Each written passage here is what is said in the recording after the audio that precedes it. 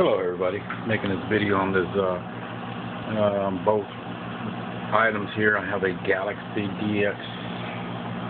DX99B and a Midnight Special 250 10 meter amplifier linear that I worked on both of these units.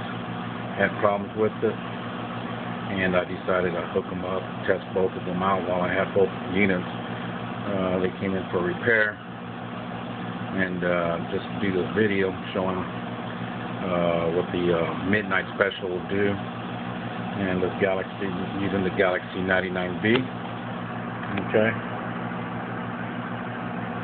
let's go to the radio and to the meter, and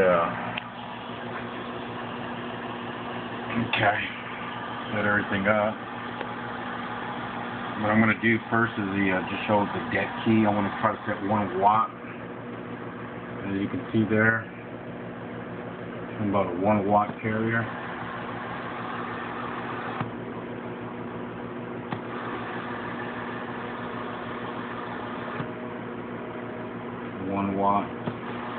SWR is 1.2. The reason why I'm setting it at 1 watt is that most of the time these amplifiers, if they're built correctly,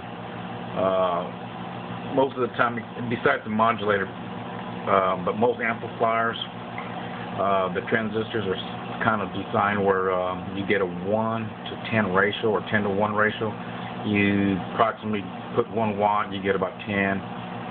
You put 2, 20. That's kind of minimal. I've seen amplifiers will do the same thing. The transistors will do, like, even put 1, you get 12 out, like 12 to 1 ratio.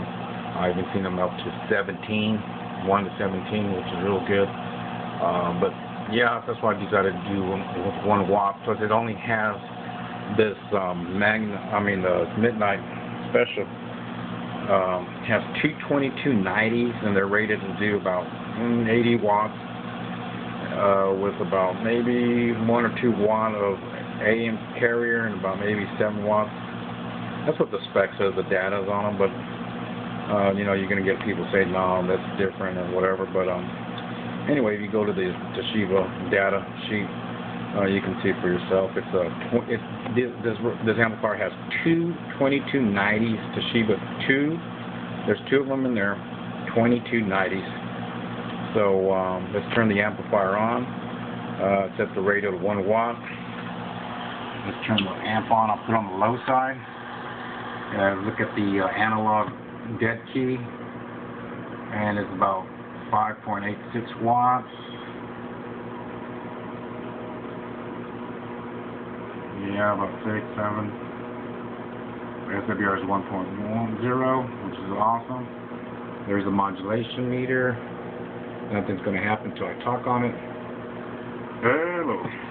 Let's turn up the mic gain. Hello, audio. Hello, hello, hello. And then we have a 142 at 1.0. Audio, hello. And we're averaging about 119 total average power. The dead key, as you see there. Hello. As you notice, it keeps going forward, so that means that I can put some more drive or turn on the high side, which I'm going to now. I turn the high side up on the amplifier, turn the high side up on, okay. Now we're getting about, let's see, 10, 11, and about 13. Hello, hello, hello, hello. And as you can see, the carrier just sits there, which is good, because that means it's balanced. Anytime you see it go backwards, that's not good. If you see it going forward, that means that you still got more drive you can put into the amp. But when it sits there and just wiggles, that's perfect. The modulation should be about 100, 110%. Look. Hello, audio. Hello. Yeah, if you can look at the bottom where it says 100%. Audio. Hello, hello, hello. If I whistle, of course, it does more, but it's good. It's a real good set. That's what they mean when they match your radio up to your linears. That's what a good technician will do. He'll play with it, adjust it, make sure the modulation is balanced. You don't want You don't want too much drive going into an amplifier because then it'll sound distorted, you get less swing. You don't want too less of a drive because then you get all audio and then it might be over-modulating. So that's what we basically mean when they say, hey, peak and tune it, or match it. It's not that you hear a lot of people think that if you don't set correctly, it'll burn the amplifier up, which that's true too. It usually takes a lot, you can take a lot more audio, but the carrier is very, very important to make sure that that's not overseeing the limitation. Okay, so let's do it one more time. Hello. Audio, test, audio, hello. And there you go, folks. About 150 watts, there's WRX 1.0, which is awesome. Averaging about 126. There's the carrier. Hello.